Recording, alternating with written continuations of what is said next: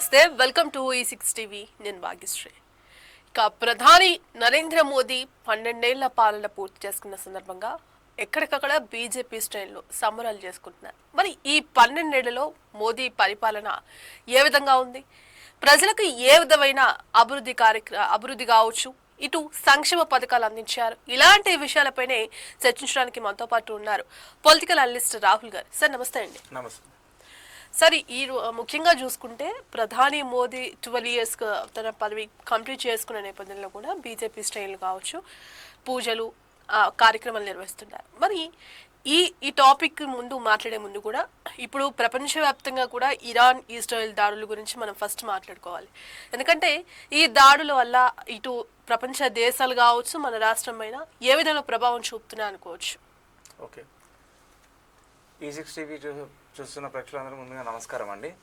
So ఇప్పుడు తీవ్రమైన సంక్షోభం మనం ఎదుర్కొంటున్నాం. అది గ్లోబల్ క్రైసిస్గా మనం భావించవచ్చు.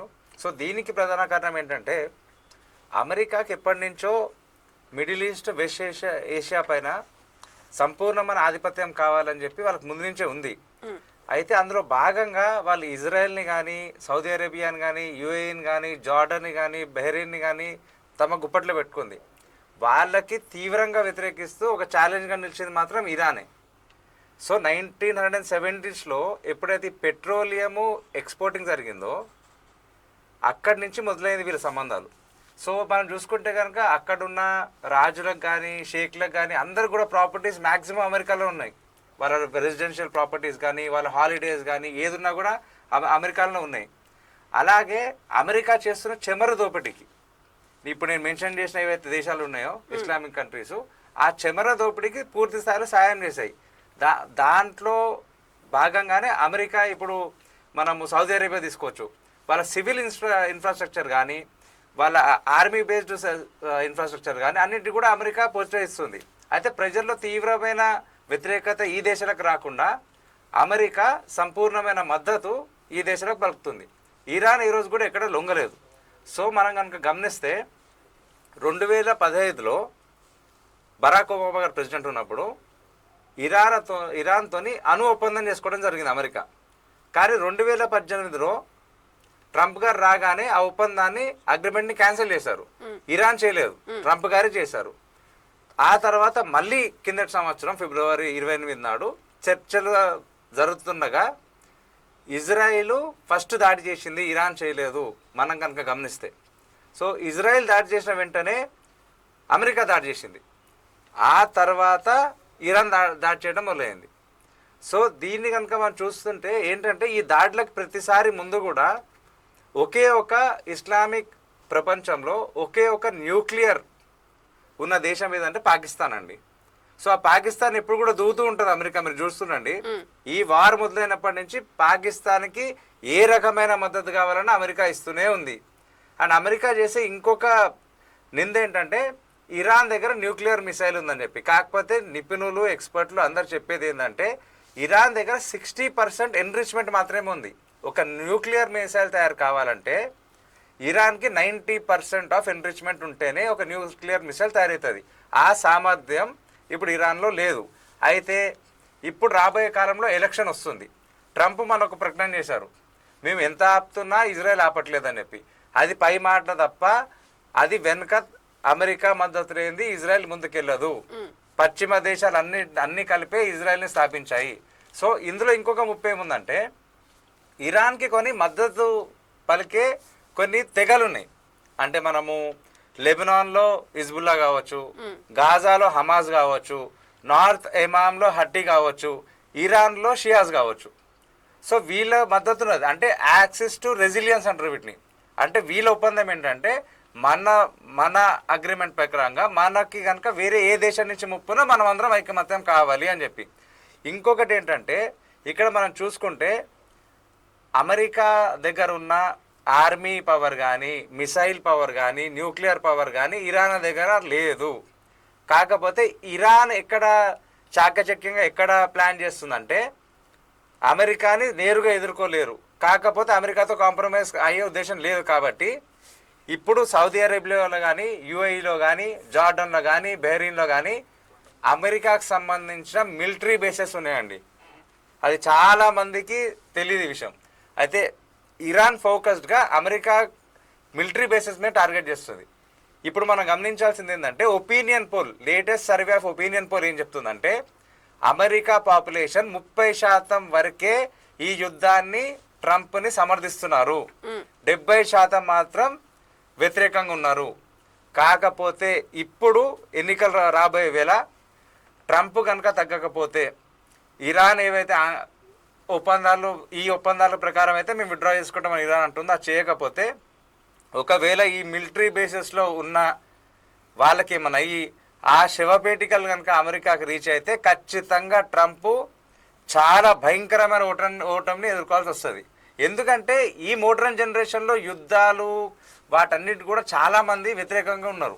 మీరు చూడండి, అమెరికా ఒపీనియన్ పోలే 30% ఉన్నప్పుడు మద్దతుదారులు 70% అగేన్స్ట్ ఉన్నప్పుడు వారికి ట్రంప్ గారు ఆలోచించాలా. అయితే ఇంకొకటి ఏంటంటే దారుణమైన విషయము, 170 మంది అమాయకమైన పిల్లలపైన మిజైల్ వదిలి అమెరికా 170 మంది ప్రాణాలు తీసింది, 1700 మంది అమాయకులు చనిపోయినారు. ఇక్కడ మానవత్వం ఎక్కడుంది మనకి? అయితే ఇంకోటి ఏంటంటే ఇజ్రాయెల్కి అమెరికా ఉన్నట్టే ఇరాన్కి కానీ గ్రీన్లాండ్స్కి కానీ వెనుజులాకి కానీ లార్జెస్ట్ ట్రేడ్ మద్దతు ఇచ్చేది చైనా, లార్జెస్ట్ ఆర్మీ సపోర్ట్ ఇచ్చేది రష్యా. అంటే మీరు అడగవచ్చు ఇప్పుడు చైనా అండ్ రష్యా ఎందుకండి ముందుకు రావట్లేదని చెప్పి. చైనా రష్యా కూడా ముందుకు వస్తే ప్రపంచ యుద్ధమే అవుతుంది, ఇక శాంతి అనేది ఉండదు. సో ప్రపంచ యుద్ధం చేయాలంటే చాలా వరకు ఆలోచించాలి. కాబట్టి రాబోయే రోజులలో మనం అందరం కూడా ఏం ఆకాంక్షించాలంటే ఇరాన్ వాళ్ళు కోరుకునేది ఏంటి, దానికి అమెరికా కనుక కాంప్రమైజ్ అయ్యి వాళ్ళు ఏమంటున్నారు, మా లాస్ని పూడ్చండి, మా లైవ్లీహుడ్ని అడ్డుకట్టేయకండి, మమ్మల్ని బతకనియండి కొంతకాలం, మమ్మల్ని మా ఫ్రీడమ్గా మమ్మల్ని ఉండండి అండి. వాళ్ళు అడిగినట్లు తప్పేం లేదు కదా. సో ఇది ఒక plain without any scratches, without any war, without any రీఎంబులెన్స్ కావాలంటే ఈ రెండు వర్గాలు కూడా కాంప్రమైజ్ అవ్వాలండి. So this is the situation which is happening. దీనివల్ల గ్లోబల్ క్రైసిస్ వస్తుంది. Most of the affecting thing ఎక్కడండి, petroleum, crude oil, economic crisis విపరీతంగా దేశాలలో పడుతుంది. ఇంకోటి మీరు అన్నట్టుగా అక్కడ ఎక్కడో ప్రపంచ దేశాల యుద్ధం మొదలైతే మన రాష్ట్రం మీద ఎందుకు ప్రభావం పడాలి, ఎందుకు ఇంత ప్రభావం చూపిస్తోంది, ఎందుకు ఈ నిత్యావసర ధరలు కావచ్చు, ఏదైతే గ్యాస్ ధర కావచ్చు ఇంతలా ఎందుకు పెంచాలి, ఈ విధంగా ఎందుకు వ్యవహరిస్తున్నారు? మరి నిజంగానే ఇటు ఇప్పటికే ప్రజలు ఇందుకు సంబంధించి కూడా తీవ్ర స్థాయిలో ఆగ్రహం వ్యక్తం చేస్తున్నారు. అక్కడెక్కడో యుద్ధం జరిగితే మన రాష్ట్రం మీద ప్రభావం పడటం ఏంటి, ఇది ఎంతవరకు న్యాయం అంటూ కూడా ప్రజలు ప్రశ్నిస్తున్నారు. మరి ఎన్నో రోజుల నుంచి కూడా ఆరోపణలు వస్తున్నా ఏంటంటే నిజంగానే ట్రంప్కు ఇటు మోదీకి చీకటి ఒప్పందం ఉంది, అందుకే యుద్ధం ఆగట్లేదు అని చెప్పేసి అంటున్నా. దీన్ని ఏ విధంగా చూడొచ్చు? సరే, నేను దీన్ని కూడా కంక్లూజన్ ఇస్తాను మీకు. ప్రపంచ దేశాలు ఎందుకు ఇబ్బంది పడుతున్నాయి? ఒకటి, ప్రపంచ దేశాలలో చైనా, జపాన్ ఇబ్బంది పడట్లేదు. ఎందుకంటే వాళ్ళు ఉత్పత్తి చేసుకునే దాని ప్రకారంగా 10 సంవత్సరాలకు సరిపోయేంత వాళ్ళ దగ్గర క్రూడ్ ఆయిల్ కానీ, పెట్రోలియం కానీ, డీజిల్ కానీ ఉంది. మనం లోతైన విశ్లేషణ చేస్తే మన ఇతర దేశాలు ఏవైతే దేశాలు ఇబ్బంది పడుతున్నాయో వాళ్ళు టెంపరవరీగా మనకి ఇప్పుడు ఎంత అవసరమో అంతే స్టోరేజ్ చేసుకుంటున్నాం, హార్వెస్టింగ్ అంతే చేస్తున్నాం. మనం ఎక్కువ హార్వెస్టింగ్ చేయట్లేదు. కాబట్టి ఇప్పుడు ఇలాంటి సంక్షోభం వచ్చినప్పుడు మనం ఇబ్బంది పడుతున్నాం. అదే ముందు జాగ్రత్తగా మనం ఉండాలంటే ట్రంప్ గారి మోడీ గారి రిలేషన్షిప్ని కాసేపు పక్కన పెడితే ఆర్థిక నిపుణులతోని మనం ఒక సరైన కమిటీ వేసుకొని చర్చ జరిపి మనకి ఎంత ఉత్పత్తి మనం చేసుకుంటే బాగుంటుంది, ఎంత హార్వెస్టింగ్ మనం ఇట్లాంటి క్రైసిస్ ఇక మీద రాకుండా మనం ఏం చేస్తే బాగుంటుంది అని చెప్పి ఆర్థిక నిపుణులతోని కేంద్ర ప్రభుత్వాలు ఎప్పుడైతే చర్చిస్తాయో, ఒక డీటెయిల్ ప్రాజెక్ట్ రిపోర్ట్ తయారు చేస్తాయో ఇలాంటి క్రైసిస్ మళ్ళీ రాకుండా ఉంటుంది. కాకపోతే క్రూడ్ ఆయిల్ మీద మనం టోటల్ డిపెండ్ అయి ఉన్నాం, పెట్రోలియం, డీజిల్ పైన మనం టోటల్ డిపెండ్ అయి ఉన్నాం. కాబట్టి మనకి ఇబ్బంది జరుగుతుంది ఆర్థికంగా మన దేశం ప్రకారంగా వస్తే. రైట్. ఎస్ రాహుల్ గారు, ఇక ముఖ్యంగా ఈ ఇరాన్ ఇజ్రాయెల్ దాడి పక్కన పెడితే ఇంకోటి, ఇప్పుడు మోదీ 12 years తన పదవి కంప్లీట్ చేసుకున్నారు. మరి ఈ 12 yearsలో మోదీ ఏం చేశారు, మీరేం చెప్తారు? ఓకే, ఇప్పుడు మోడీ గారైతే ఒక లైమ్ స్టోన్ సాధించారండి ప్రధానమంత్రిగా. అదేంటంటే 4399 రోజులు, అంటే మే 26, 2016 నుంచి కనుక చూసుకుంటే వర్కింగ్ డేస్. అది ఇంతకుముందు నెహ్రూ గారు ఉండేవారు, వారి తర్వాత హైయెస్ట్ ఇప్పుడు. అయితే ఇందులో మనం అచీవ్మెంట్స్ కూడా ఉన్నాయి, ఛాలెంజెస్ కూడా ఉన్నాయి, రెండు డిస్కస్ చేద్దాం. సో అచీవ్మెంట్స్లో వచ్చి ఒకటి, ప్రధానమంత్రి ఆవాస్ యోజన కింద 4 కోట్ల ఇల్లు కట్టించారు, అది వాస్తవం. జల్ జీవన్ మిషన్ కింద 10.5 కోట్ల ట్యాప్లు ఇచ్చారు. ఆ తర్వాత స్వచ్ఛ భారత్ కింద 10 కోట్ల టాయిలెట్లు కట్టించారు. ఇదంతా ఆన్ రికార్డ్ ఉంది, వాస్తవం ఇది. తర్వాత వచ్చేసి ముఖ్యంగా మనకి ఏంటంటే 74 నుంచి 164కి ఎయిర్ బేసెస్ పెంచారు, ఎయిర్పోర్ట్స్. ఆ తర్వాత 1100 కిలోమీటర్స్ ఎక్స్పాన్షన్ చేసి మనకి ఎక్స్ప్రెస్ హైవేస్ కానీ ఇవి కూడా చేశారు. తర్వాత రైల్వే సెక్టార్లో వచ్చేసి వందే భారత్ కానీ ఇట్లాంటివి ఇన్నోవేషన్ చేశారు. ఈ యూపీఐ డిజిటల్ కూడా మనం అడాప్ట్ చేసుకుంది కూడా మోడీ గారి ప్రభుత్వంలో. ఇవి పాజిటివ్స్ అయితే కనుక నెగిటివ్స్ ఏంటంటే విపరీతమైన ఇన్ఫ్లాచుయేషన్ పెరిగిందండి. అది ధరలు తీసుకోండి మీరు, విపరీతంగా ధరలు పెరిగాయి. సామాన్యుడు కుంగిపోతున్నాడు రోజు రోజుకి, విపరీతమైన ధరలు పెరిగాయి. ఇక పెట్రోల్ డీజిల్ అంటే మనం ఉత్పత్తి బట్టి ఇందాక చెప్పినట్టే అది ఉన్నది. ఫర్టిలైజర్స్ తగ్గించుకోవాలంటారు. ఫర్టిలైజర్స్ని ఎందుకు తగ్గియాలండి? ఫర్టిలైజర్స్ తగ్గిస్తే మనకి అవుతుందా? ఫర్టిలైజర్స్ లేదు మనం అగ్రికల్చర్ కూడా ఎఫెక్ట్ అవుతుంది కదా. ఫర్టిలైజర్ తగ్గించమంటారు, బంగారాన్ని తగ్గించమంటారు, అన్నీ తగ్గించుకోవాలంటారు. మరి మన కేంద్ర ప్రభుత్వము ఇంపోర్ట్స్ ఎంత తగ్గిస్తుంది? ఇప్పుడు ఒక సమస్య వచ్చిందండి, సమస్య ఎదుర్కొంటుంది ప్రభుత్వము, దానికి పరిష్కారం చెప్పాలి కదా. సమస్య ఉందని చెప్పి వదిలేస్తే అయిపోతుంది కదా. ప్రభుత్వం ఏం పరిష్కారం చేస్తుంది? ఏమనంటే మేక్ ఇన్ ఇండియా అంటారు. మేక్ ఇన్ ఇండియాలో మీరు ఎలక్ట్రిక్ వెహికల్స్ తయారు చేస్తున్నారు, బ్యాటరీ ఎక్కడి నుంచి వస్తుంది? 500% బ్యాటరీల రేట్లు పెరిగితే ఇంపోర్ట్ చేస్తున్నామా లేదా మనం? దాని ప్రజలంతా ప్రజలుపరబడుతుంది కదా. ఇవి మనం అందరం కూడా గ్రహించాలా. ఇంకోటి మేక్ ఇన్ ఇండియాలో భాగంగా మొబైల్స్ తయారు చేస్తున్నాము, ఓకే స్వాగతిద్దాము. మొబైల్స్ మీరు అసెంబుల్ చేస్తున్నారు, దాని టెక్నాలజీని ఎక్కడి నుంచి చేస్తున్నారు, మళ్ళీ అది ఇంపోర్ట్ మీరు చేస్తూనే ఉన్నారు కదా. మరి ఈ విషయాలు మీరు ఎందుకు చర్చించారు ప్రభుత్వంగా? సో ఇది కాకుండా ముఖ్యంగా ఈ మధ్య కాలంలో మోడీ గారి ప్రభుత్వం అచీవ్మెంట్స్ షార్ట్లో చెప్పా, ఛాలెంజెస్ కొంచెం ఎలాబరేట్ చేసి చెప్తాను, ఎందుకంటే ప్రజలకు అర్థం కావాలి కాబట్టి ముఖ్యంగా మనం చూసుకుంటే పేపర్ లీక్లు అండి, ఎంత దారుణం అండి. నీట్ పేపర్ అయిపోయింది, సిబిఎస్ఈ అయిపోయింది, common university entrance exam paper కూడా లీక్ అయితే మనం ఏం చేయలేని పరిస్థితిలో ఉన్నామంటే ఇది ఎంత అంటే ఎంపవర్డ్ గవర్నమెంట్, ఎంత మనం students 22.7 lakhs students have been affected because of paper leaks. అంటే 22,07,000 మంది స్టూడెంట్స్ ఇబ్బంది పడ్డారంటే 27,07,000 మంది కుటుంబాలు ఇబ్బంది పడ్డట్టే. ఇది తీవ్రమైన వ్యతిరేకత కూడా ఉంది మోడీ గారి పైన. అది కాకుండా 2009 నుంచి 14 వరకు ఆ క్యాంపెయిన్లో మోడీ గారు ఏం చెప్పారంటే మేము కరప్షన్కి దూరంగా ఉంటాము, మేము కాంగ్రెస్ పాలనకి పూర్తి వ్యతిరేకంగా, నో పొలిటికల్ పారాలిసిస్ ఉండదు మా దగ్గర, కరెక్ట్ అయిన గవర్నెన్స్ మేము ఇస్తామని చెప్పారు. సరే పొలిటికల్ పారాలిసిస్ మీ దగ్గర లేకపోతే మరి అన్ని వ్యవస్థలు మీకు గుప్పట్లు ఎందుకున్నాయి మనం ఆలోచించాలి. చీఫ్ ఎలక్టరల్ ఆఫీసర్ రెస్పాన్స్ కనుక మనం చూస్తే ప్రత్యక్షాల మీద దాడి చేసినట్టుంది. అది ఎవరైనా ప్రశ్నిస్తే, అపోజిషన్ పార్టీ ప్రశ్నిస్తే మాత్రం ఈడీ రైట్లు, ఐటీ రైట్లు. ఫర్ ఎగ్జాంపుల్ ఇప్పుడు గోడీ మీడియా అని ఒక పెద్ద లైమ్ లైట్లో నడుస్తుంది. గోడీ మీడియా అంటే the media phenomenon. YouTube channels algorithm మొత్తం అంతా వాళ్ళ హ్యాండ్ ఓవర్లో పెట్టుకొని వాళ్ళు చెప్పిందే చేయాలా, లేకపోతే మీ మీద ఏదో ఒక రంగు ఇబ్బంది చేస్తాం. ఈరోజు హోంశాఖనే మోదీ గుప్పట్లో ఉంది. ఎగ్జాక్ట్లీ. ఇప్పుడు అప్పుడు సుప్రీంకోర్టు చీఫ్ జస్టిస్ గారు చెప్పడం జరిగింది, పంజరంలో చిలుక లాంటిది ఈడీ కానీ సిబిఐ కానీ ఇవన్నీ అని. అది వాస్తవమే, ఏ ప్రభుత్వాలు అది వాస్తవమే. సో మీరు ఇక్కడెక్కడ ప్యారలైజేషన్ కంట్రోల్ చేశారు. సో ఇవన్నీ బేసెస్ చేసుకుంటే తీవ్రమైన వ్యతిరేకత రాబోయే రోజుల్లో మోడీ గారు ఎదుర్కోబోతున్నారు. అచీవ్మెంట్స్ తో పాటు ఛాలెంజెస్ కూడా ఉన్నాయి. సో ఇది నా ఒక అనలిస్ట్ గా ఒపీనియన్ అండి. ఎస్, మీరు పేపర్ లీక్ గురించి మాట్లాడారు. మరి పేపర్ లీక్ జరిగి ఇన్ని రోజులు అవుతున్నా కూడా మరి మోదీ గారు ఇప్పటి వరకు ఏం చర్యలు తీసుకున్నారంటారు? పేపర్ లీకే కాదండి, ఇప్పుడు ఎన్నో ఇష్యూస్ ఉన్నాయి కదా. ఇప్పుడు ధరలు పెరిగినాయి, ఎస్, నిత్యావసర ధరల మీద ఏం యాక్షన్ తీసుకున్నారు? ధరల పట్లనే మనకి కాన్సన్ట్రేటెడ్గా ఒక సిస్టమేటిక్ వే మనం ప్రజలకు చూపించలేకపోతున్నాం. అంటే పేపర్ లీక్ వాళ్ళు చాలా చిన్నది కానీ ధరలతో పోషిస్తే మానవుడు జీవించేది కదా నిత్యావసర వస్తువులతోని. పేపర్ లీక్ నిజంగా కనుక చిత్తశుద్ధి ఉంటే ఇన్ని లక్షల మంది ఉసురు మీకు దాకొద్దంటే వెంటనే ఎడ్యుకేషన్ మినిస్టర్ని సస్పెండ్ చేయండి, రిజిగ్నేషన్ తీసుకోండి. ఇది నేను కోరుకునేది. ఎస్, మరి 12 ఇయర్స్ కంప్లీట్ చేసుకున్నారు, మరి 12 సంవత్సరాలు పరిపాలన పూర్తి చేసుకున్నారు. మరి ఈ 12 సంవత్సరాలలో ఇప్పటికే 2047 వరకు ఆ దేశాన్ని వికసిత్ భారత్ లక్ష్యంగా ముందుకు వెళ్తాం, ఆ దిశగా లక్ష్యం పెట్టుకున్నామని చెప్తున్నారు. మరి ఈ ఈ 12 నెలల్లో ఏం చేశారు? మరి ఇప్పటి వరకు ఒక సుస్థిరమైన పాలన అందిస్తున్నాం, ప్రజలకి మంచి సంక్షేమ పథకాలు అందిస్తున్నామని చెప్తున్నారు. మరి మోదీ ఈ 12 సంవత్సరాల కాలంలో ఏం చేశారంటారు? ఇప్పుడు ఏం చేస్తారో అచీవ్మెంట్స్లో చెప్పాను. కాకపోతే మనకి ఏంటంటే ఇన్ఫ్రాస్ట్రక్చరు, ఈ బిల్డింగ్లు కట్టియటము, టైర్లు కట్టియటం, ఎక్స్ప్రెస్ హైవేస్, వందే భారత్ ఎక్స్ప్రెస్లతో పాటు కామన్ మ్యాన్కి మనం ఏం చేస్తామనేది ప్రైమ్ ఎజెండా. మీరు చూసుకుంటే మన భారతదేశంలో పొలిటికల్ స్క్రూటనింగ్ చేసుకుంటే కనుక హైయెస్ట్ మిడిల్ క్లాస్ పీపుల్ ఉంటారు.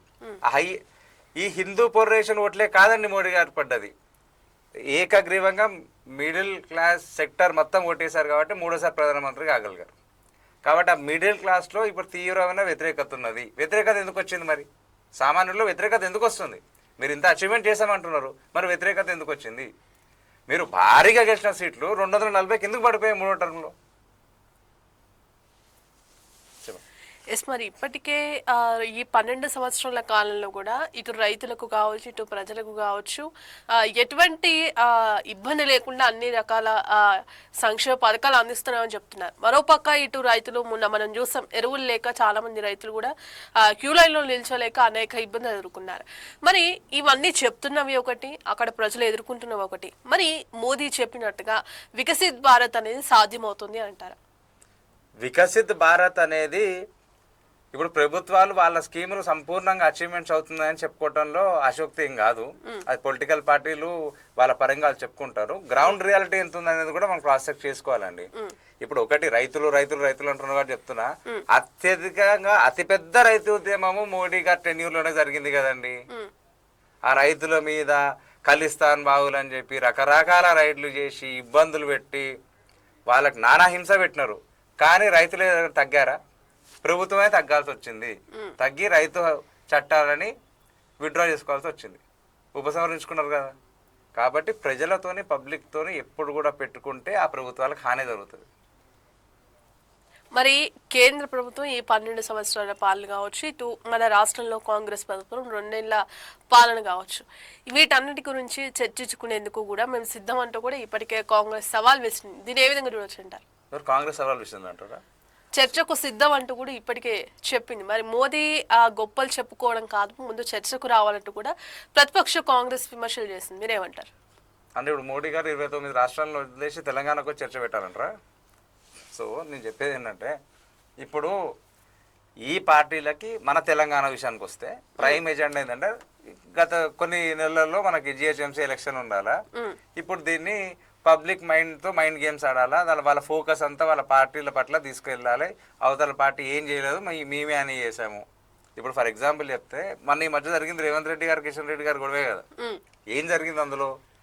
రేవంత్ రెడ్డి గారు చెప్పే ముఖ్యమైన విషయం ఏంటంటే, మెట్రో ఫేజ్ 2 కిషన్ రెడ్డి గారి వల్లనే డిలే అవుతుంది, వరంగల్కి ఆదిలాబాద్కి ఎయిర్పోర్ట్ రాలే, తుమ్మిదెడ్డి ప్రాజెక్టు ఇరిగేషన్ స్టేటస్ రాలేదు అని. కిషన్ రెడ్డి గారు ఏం చెప్తున్నారు? మేము చేయాల్సింది చేస్తున్నాము, కాంగ్రెస్ వైఫల్యాలను వాళ్ళు చెప్పుకోలేక మా మీద వస్తున్నారని చెప్తున్నారు. This is a political game అండి. కానీ ఒకటేంటంటే, ఇప్పుడు జెన్జీ అయితే యూత్ ఉన్నారో అన్ని గమనిస్తున్నారు, అన్ని చూస్తున్నారు. ఈసారి ఓటు మాత్రం వాళ్ళు ఎవరికి వేయాలనుకుంటే స్పష్టంగా వేస్తారు. వీళ్ళు ఇట్లాంటి పొలిటికల్ గేమ్స్ ఎలక్షన్ వరకు ఎంత ఆడినా కూడా అది ఈ ఎడ్యుకేటెడ్ జెన్జీ మీద పడుతుంది నేను అనుకోనండి. So I don't think it's much more to discuss about that. Political tactics అంతే. ఎస్, మరి ముందు నుంచి కూడా మోదీ గారి వ్యూహం ఒకటే. ఏదైతే ఇప్పుడు దేశంలో ఇప్పుడు కేంద్రంలో బీజేపీ ఏ విధంగా వ్యవహరిస్తుందో మొత్తం అంతటా కూడా బీజేపీయే ఉండాలి. ఇటు తెలంగాణ రాష్ట్రంలో కూడా బీజేపీయే ఆ విధంగా ముందుకు వెళ్ళాలంటూ కూడా వ్యూహం కూడా అందుకు సంబంధించి సిద్ధం చేస్తోంది. మరి ఇది బీజేపీ మొత్తం తన గుప్పిట్లో ఉంచుకోవాలంటూ కూడా ఇప్పటికే అందుకు సంబంధించి వ్యూహాలు రచిస్తోంది. పార్టీ శ్రేణులు కూడా ఎప్పటికప్పుడు అలర్ట్ చేస్తున్నారు. మరి ఇది సాధ్యమవుతోందా?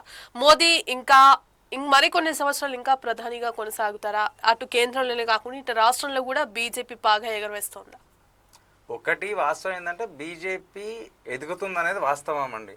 అది ఎవరు కారణం అంటే ఆ విధంగా ప్రజల్లో మార్పు వస్తోందా? ప్రజలు కొంచెం అట్రాక్ట్ అవుతున్నారు బీజేపీకి. కావట్లేదు అయితే మనం చెప్పలేము. బీజేపీ ఈజ్ గ్రోయింగ్, అది నేను ఖచ్చితంగా ఒప్పుకుంటా. కాకపోతే అది పగ్గాలు వచ్చి అంత స్థాయిలో ఎదుగుతుందా అనేది ఇప్పుడు రూలింగ్ పార్టీ మీద ఉన్న అసంతృప్తి ఓట్ బ్యాంక్ ద్వారానే మనకు తెలుస్తుందండి. It's too early to predict. ఎప్పుడైనా అసంతృప్తి రూలింగ్ పార్టీ మీద ఉంటే అది సైడ్ ట్రాక్ అవుతుంది, అది అపోజిషన్ పార్టీకి పడుతుంది. అది ఎంత శాతం పబ్లిక్ ని అట్రాక్ట్ చేసుకొని జెన్జీని అట్రాక్ట్ చేసుకొని మరి నిజంగానే తెలంగాణలో బీజేపీకి అంత బలం ఉందా? ఎందుకంటే మనం కొద్ది సంవత్సరాలుగా చూస్తున్నాం బీజేపీ ఎన్నిసార్లు పోటీ చేసినప్పటికీ కూడా తక్కువ సంఖ్యలో వెనుకన్నలో ఉంది. మరి ఆ విధంగా బీజేపీ ఇప్పటికే అటు నేతలను కార్యకర్తలు కూడా అలర్ట్ చేస్తోంది. నిజంగా ఇటు రాష్ట్రంలో కూడా బీజేపీ జెండా ఎగరవేస్తోందా? అంత బలం, అంత స్ట్రాటజీ ఉందంటారా? ఆ విధంగా ప్రజలు కూడా అట్రాక్ట్ అయ్యే ఛాన్స్ ఉందంటారా?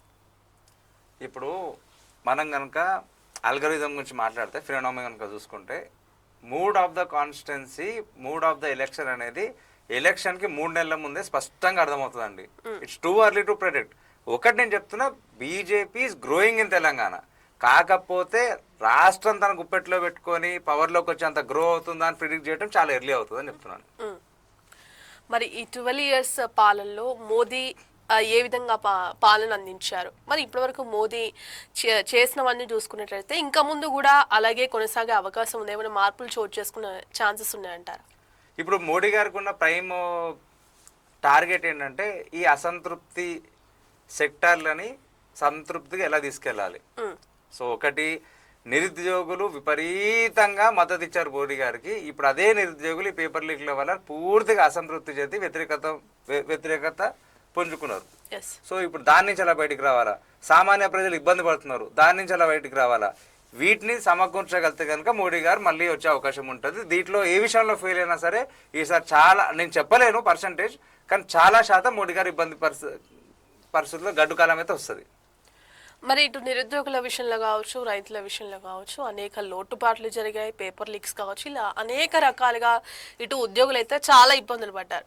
మరి ఇప్పుడున్న ప్రభుత్వంలో కూడా నిరుద్యోగులు వాళ్ళకి ఎటువంటి బెనిఫిట్స్ లేవు. మరి ఆ ప్రభుత్వం, కేంద్ర ప్రభుత్వం అక్కడ నుంచి రిలీజ్ చేస్తేనే ఇక్కడ నోటిఫికేషన్స్ కావచ్చు, ఇంకేమైనా వస్తాయి. మరి నిరుద్యోగుల విషయంలో మోదీ ఎందుకు ఇంత నిర్లక్ష్యం వహిస్తున్నారు అనుకోవచ్చు? నిరుద్యోగుల విషయంలో మోడీ ఒకరే కాదండి, అన్ని రాష్ట్ర ప్రభుత్వాలు కూడా నిర్లక్ష్యం వహిస్తున్నాయి. ఎందుకంటే నెగ్లెక్టెడ్ పార్ట్గా చూస్తున్నారు నిరుద్యోగులని. కానీ ఆ నిరుద్యోగులు, ఆ యువకులు ఉద్యమం చేస్తేనే మన తెలంగాణ రాష్ట్రం వచ్చిందని మనం మర్చిపోకూడదు. ఇప్పుడు ఉన్న తెలంగాణ ప్రభుత్వం కూడా నిరుద్యోగుల్ని చాలా నెగ్లెక్ట్ చేస్తున్నారు. అది రాబోయే కాలంలో చాలా గడ్డుకాలం ఎదుర్కొంటారు ప్రభుత్వాలు ఏదైనా సరే. ఎప్పుడైనా నిరుద్యోగులతో యువకులతో పెట్టుకుంటే ఏ ప్రభుత్వం కూడా నిలకడగా వాళ్ళ గవర్నెన్స్ చేయలేదు మన చరిత్ర కనుక మనం చూసుకుంటే. కాబట్టి ఐ టోటల్లీ కండెమ్డ్. కేంద్రం కానీ రాష్ట్రం కానీ మేము నిరుద్యోగులకు అన్నీ చేసామంటే కనుక ఐ కండెమ్డ్ ఇట్. మరి మోదీ పాలనలో ఇటు స్వాతంత్ర ఎన్నికల సంఘం కావచ్చు, ఓటర్ల జాబితా వంటి బలమైన పవిత్రమైన ఈ వ్యవస్థలన్నీ కూడా పూర్తిగా బలహీనపడ్డాయని చెప్పేసి కొన్ని ఆరోపణలు మీరేమంటారు? బలహీనపడ్డాయి అంటే ఇప్పుడు చూడండి, చీఫ్ ఎలక్టోరల్ కమిషన్ ఏదైతే ఉందో అది ప్రభుత్వాల ఇన్ఫ్లుయెన్స్లకి ఎటువంటి పరిస్థితుల్లో లొంగకుండా ప్రజాస్వామ్యాన్ని దృష్టిలో పెట్టుకొని కాన్స్టిట్యూషన్ ఆఫ్ ఇండియాని పూర్తి స్థాయిలో అమలు పరిచే దిశగా ముందుకెళ్తే ఇట్లాంటి చిన్న చిన్న తప్పులు జరగవు. Election commission of India is an independent body. It's not dependent to any government influence. అది ఇన్ఫ్లుయెన్స్లో ఉన్నంత కాలం ఏదో ఒకటి, నేను ఇందాక చెప్పా కదా, చీఫ్ ఎలక్టరల్ కమిషనరే ప్రతిపక్షాల మీద యుద్ధం చేస్తున్నాడు, మాట్లాడుతున్నాడు. ఆయన కాదు కదా ప్రభుత్వంలో ఉన్నది, ఇది ఇండివిజువల్ బాడీ కదా. ఆయన ప్రతిపక్షాలతో కానీ రూలింగ్ పార్టీస్తో కానీ అందరితో ఈక్వల్గా ఉండాలా. How can you do that? So చిన్న చిన్న లొసుగులు, తప్పులు వాస్తవంగా జరుగుతున్నాయి. అది మనం అందరం కూడా గమనిస్తున్నాం. దాన్ని ఓటు రూపంలో మనం ఎలా జవాబు చెప్పాలో అలా చెప్పాలి. ఓటు అనేది మనకున్న అతి ముఖ్యమైన ఆయుధము. మనము గనక రూపాయి ఓటుకు తీసుకోకుండా మన ఆత్మగౌరవాన్ని మనం కాపాడుకొని ఈ దేశ భవిష్యత్తుని, రాబోయే తరాల భవిష్యత్తుని కాపాడుకునే దిశగా మనం ముందుకెళ్ళి కనుక స్వచ్ఛందంగా ఓటేస్తే నిలదీసి నిగ్గదీసి అడగొచ్చు ఏ తప్పునైనా. మనం రూపాయి తీసుకొని ఓటేస్తే గట్టిగా అడగలేం, గుర్తుపెట్టుకోండి. అదే నేను ఇచ్చే మెసేజ్ అందరు. రైట్. ఫైనల్గా మోదీ ఏదైతే చెప్తున్నారో 2047 వికసిత్ భారత్ లక్ష్యంగా భారత్ ఎదుగుతోంది, ఆ 2047 వరకు భారత్ని ఆ స్థాయికి తీసుకెళ్తాం, ఆ విధంగా అభివృద్ధి చేస్తామని చెప్తున్నారు. మరి జరుగుతోందా? అప్పటి వరకు మోదీ పాలనలో ఉంటారా? మోదీయే పాలిస్తారా? అది నేను చెప్పాను కదండి, I can only give a clarification before 3 months of election. It might be central or state. ఇంత త్వరగా మనం ప్రిడిక్షన్ చేసి అది రేపు పొద్దున తప్పైతే ఒక అనలిస్ట్గా నాది అవుతుంది, అడినందుకు మీది కూడా అవుతుంది. ఎస్ ఎస్ సార్, మరొక అంశం ఏంటంటే ఇప్పటికే మీకు తెలుసు విస్టాక్ స్టీల్ ప్లాంట్ ప్రమాదం గురించి, మరి దీనిపై మీరేమంటారు? ఇది పూర్తి స్థాయిలో జరిగిన ప్రభుత్వ నిర్లక్ష్యం అండి.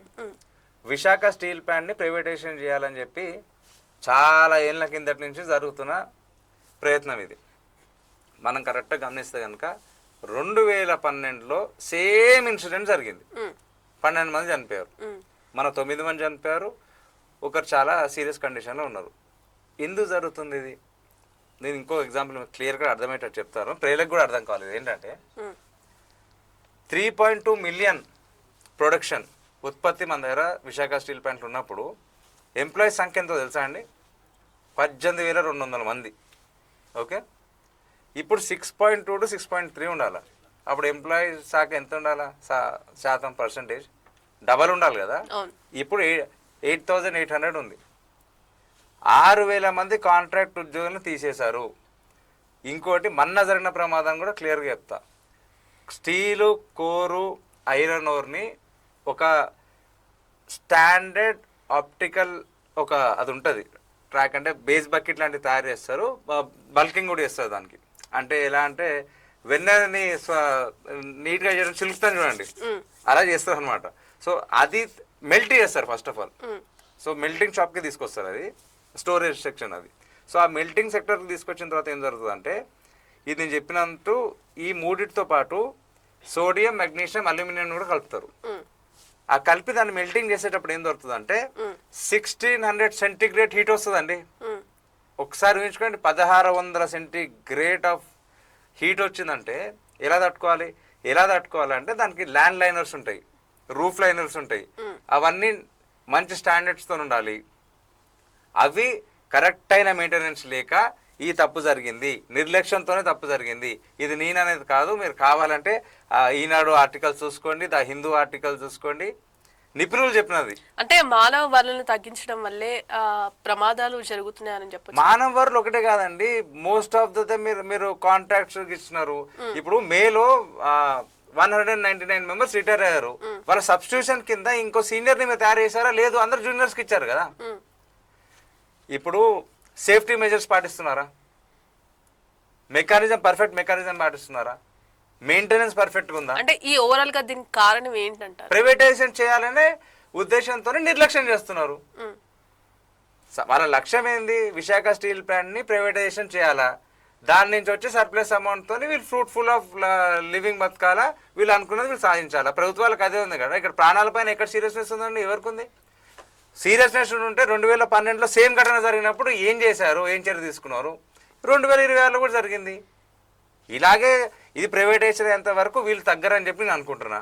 కాకపోతే దీనికంటూ ఒక ఉద్యమం రావాలండి, ప్రత్యేకమైన చాలా పెద్ద ఉద్యమం రావాలి. విశాఖ స్టీల్ ప్లాంట్ ప్రైవేటీకరణ చేస్తూ ఉద్యోగులు కూడా మరోపక్క నష్టపోయే అవకాశం ఉంటుంది. అవునండి, ఇప్పటికే చాలా నష్టం జరిగింది, ఇంకా నష్టపోతారు. మ్యాన్ పవర్ అయితే టోటల్ గా తగ్గిపోయింది అండి. ఇది ఏం మ్యాన్ పవర్ ఉంది అసలు? ఏముంది? కాంట్రాక్ట్లకు ఇచ్చినారు, అందులో కొన్ని సెక్టార్స్ ని ప్రైవేటైజేషన్ చేసినారు. So there is lack of monitoring, 101% negligence ఇది. సో మీకు ప్రైవేటైజేషన్ మీద, మీ గవర్నెన్స్ మీద, మీ వెల్ఫేర్ స్కీమ్స్ మీద, మీ పొలిటికల్ ఎజెండాస్ మీద, మీ పొలిటికల్ పాజిటివిటీ సెక్టర్ మీద, మీ ఫైనాన్షియల్ స్ట్రెంత్ మీద ఉన్నంత కాన్సన్ట్రేషన్ ఒక హ్యూమన్ బీయింగ్, ఒక మనిషి పానంకి విలువ లేదు. మీకు వీటి మీద ఉన్న కాన్సన్ట్రేషన్ ఒక మనిషి పానం పైన విలువ లేదు.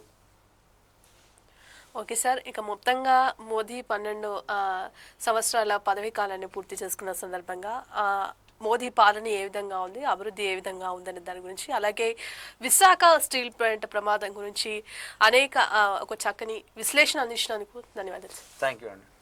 సో మరి చూసారు కదా, మోదీ 12 సంవత్సరాల పదవీ కాలం పూర్తి చేసుకున్న సందర్భంగా ఇటు ప్రజలకు ఏ విధమైన సంక్షేమ పథకాలు అందించారు, ఏ విధమైన అభివృద్ధి అందించారనే దాని గురించి, అలాగే విశాఖ స్టీల్ ప్లాంట్ ప్రమాదం వెనుకున్న కారణం ఏంటి అనే దాని గురించి కూడా రాహుల్ గారు చక్కని విశ్లేషణ అందించారు. ఇది ఇవాల్టి కార్యక్రమం. మరో కార్యక్రమంలో మళ్ళీ కలుద్దాం. అంతవరకు చూస్తున్నామండి E6 TV.